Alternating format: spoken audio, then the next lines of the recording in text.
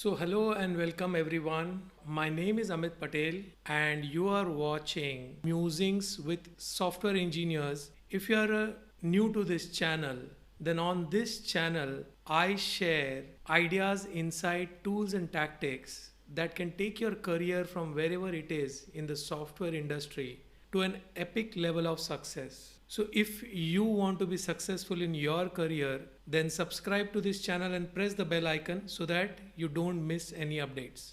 Let us begin. Okay, Kratik Mod, I am doing a job along with my BCA, so should I also do MCA in the future or should I just work after my graduation? Kratik, this is completely your decision.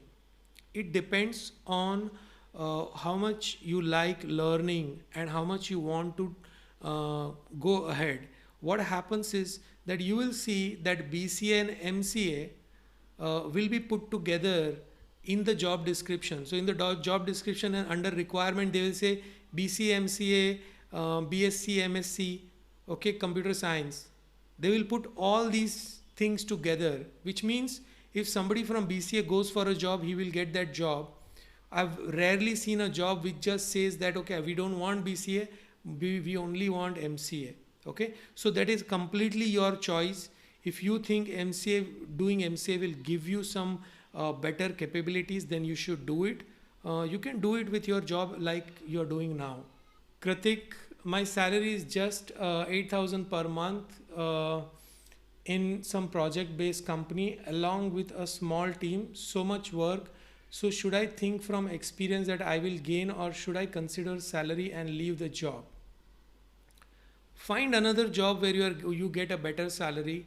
So, what you have to do is make sure that in your job, whatever projects you have done, in your mind you just you sit down and write down what have you learned using those projects and what programming language you are really good at, and try to get a job in that particular field before you leave this job within a company which will pay you a better salary. Okay, that is a way to move from one job to another. If this company is not growing, then doing that is good. If this company is growing, you can talk to your manager or boss whenever there is an appraisal cycle that your salary is very less and can anything be done for that salary. Okay, you should look at that. But if the company is very small, I can understand sometimes it is very difficult for that company to raise the salary of somebody. So in that case, if you have gained enough knowledge, then you try to get use your experience. If you have 1 year experience, 2 years experience, whatever experience, don't go as a fresher, go as an experienced person. Start applying for jobs which ask for 1 year, 2 years, 3 years experience. Okay. Kratik, I am a fresher with 4 months of experience. Should I change the job? Try to first make sure that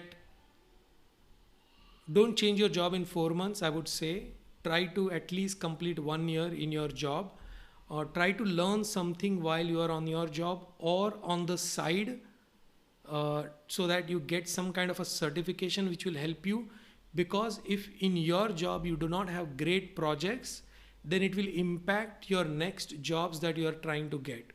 Okay, if you are getting a job through a reference, okay, without having to search for a job, if somebody, your friend or somebody, where they are working in certain company and they have a requirement in that company where they are okay to pass your resume and you get a job without much of trying, then you can shift immediately.